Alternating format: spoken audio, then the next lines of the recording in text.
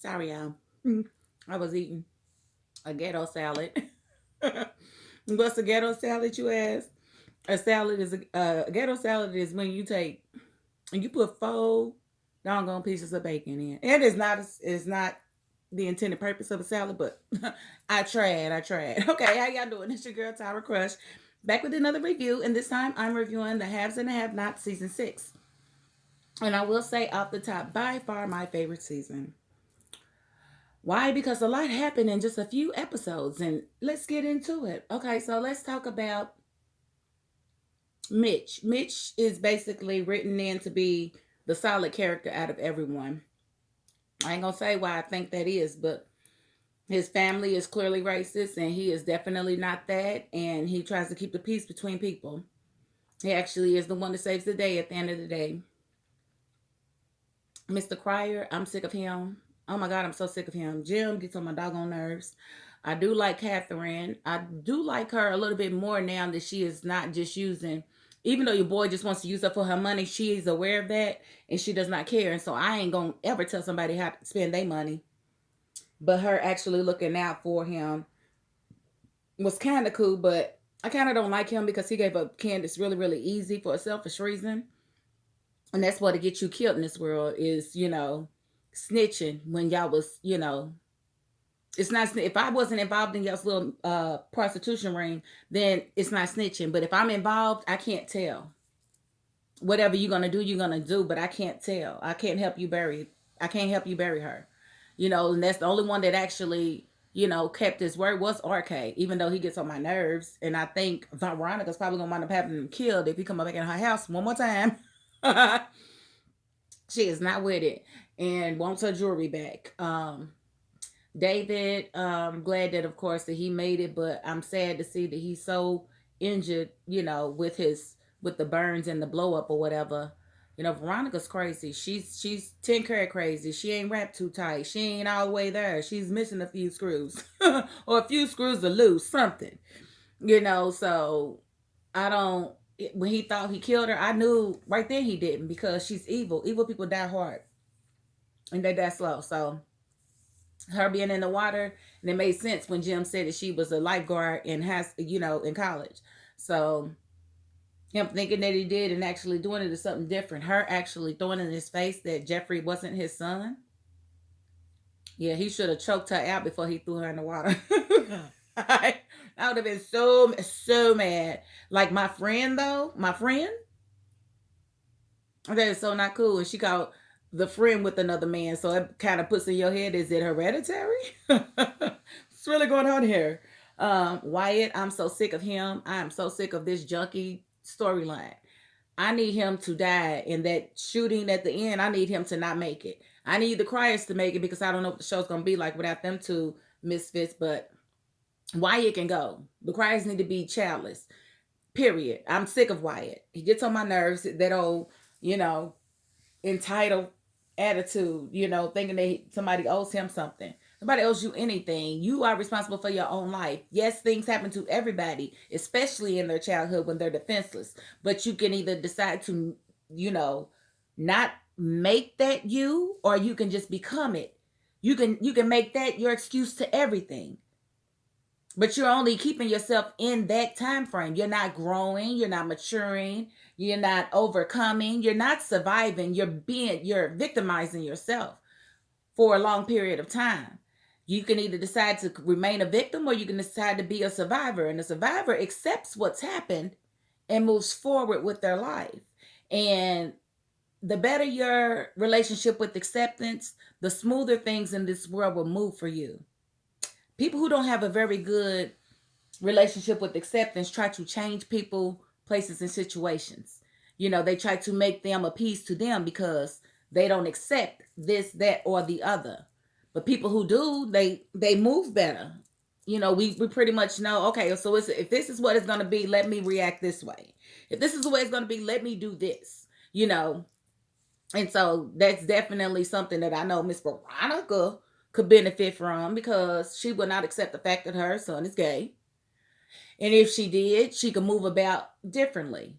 If you want a grandchild, cool. Maybe you can talk to him about maybe allowing a surrogate to carry his seed so that he can have a child instead of forcing him into a relationship. It's not going to work. It's not going to work. You can't make him straight.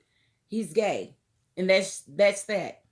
I kind of like Madison a little bit, but not too much because he's got that Karen aspect to him, where I don't know, something to him. But I definitely don't like Justin. I'm so glad Justin got beat up in jail. Sorry. He was violating men all over the place in that jail, so it was only karma. It was only karma that she had them beat him up and rape him right there. You know what I'm saying? So I think that was beautiful. You're not really beautiful, but I understood it because he had no business putting his hands on her. And I feel like Jeffrey, when I thought Jeffrey got shot in the head with them blanks, I was almost okay with it because he had no business, staying there with Justin after he saw him put a gun to his dad's head and he knows his dad has been there for him. I'm sick of Jeffrey too. So when I thought he was gone, I was like, good. That's not good. I shouldn't be like that. But if you can't see that fat meat's greasy, then I don't know what to tell you. I really don't. And Jeffrey has been through too much with this boy, to, not see it or still care. He done put a gun to your head how many times? Pulled the trigger with the blank in the gun. What if the blank was a real one? What if it was, faulty? Don't make excuses for people who abuse you just because you think they care something about you. No, they have decided that you are going to be the point of their obsession. If it wasn't you, it'd be somebody else. There's nothing special about you. There's something wrong with them in the way they think. Do not stay in those situations when you have that many red flags because I don't want to see anybody get hurt in real life. This is TV, but in real life, we know that these things don't end well. So I was not upset at all. That, he got beat up or, any of that. I wasn't mad. Sorry. And I kind of hoped that he wouldn't have made it. I was hoping that he could just go away so we wouldn't have to deal with his storyline anymore. And then we got David over here, upset with Veronica, but trying to make nice so that, they can all beat these court cases.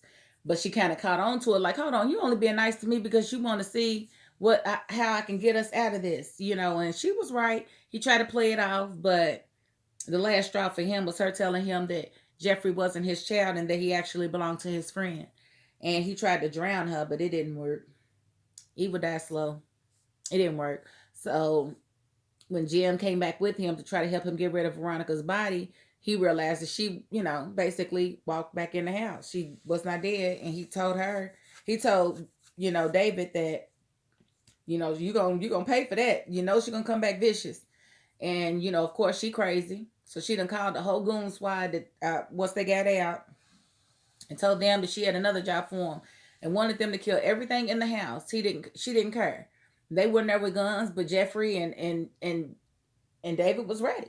They're like, come on with it. I didn't like the way they went down there. Okay, why would you expose yourself? Why not sit at the top in a prone position and shoot them one by one like a video game? Why would you open yourself up to the? I thought that was just dumb and asinine.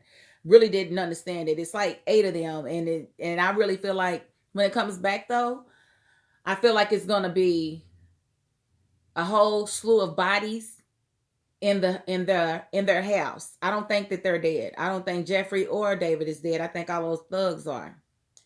And when she walked away and she threw that cigarette out, I wonder if they're gonna pick that up for evidence because her DNA is on it. And she stepped on it with her red bottoms.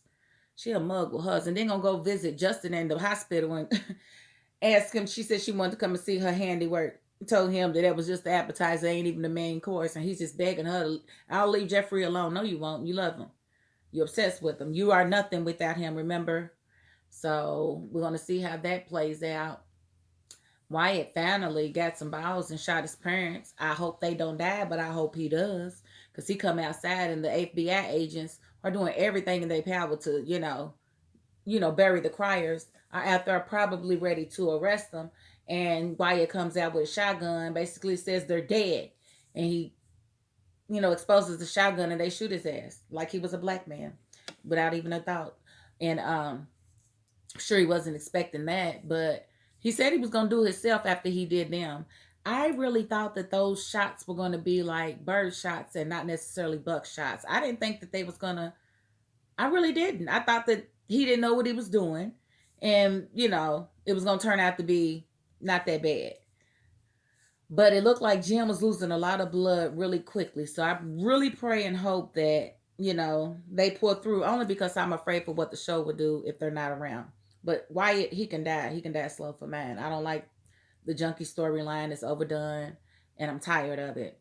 Like at some point you gotta understand that, you know, the world is not responsible for your problems. This may have happened, but that didn't constitute you doing this. Like I had a lot of things happen to me. I never turned to heroin. I never turned to cocaine. I don't understand it. So I don't understand being grown. At a certain point, you have to just accept your childhood and move on. Because if you deal with what's in your childhood, you can't run from it. It will just remanifest itself in your adult life if you do. Deal with your childhood trauma and move forward. Do not be Wyatt, who chooses to blame his parents for everything. But you are totally grown. You could have been left.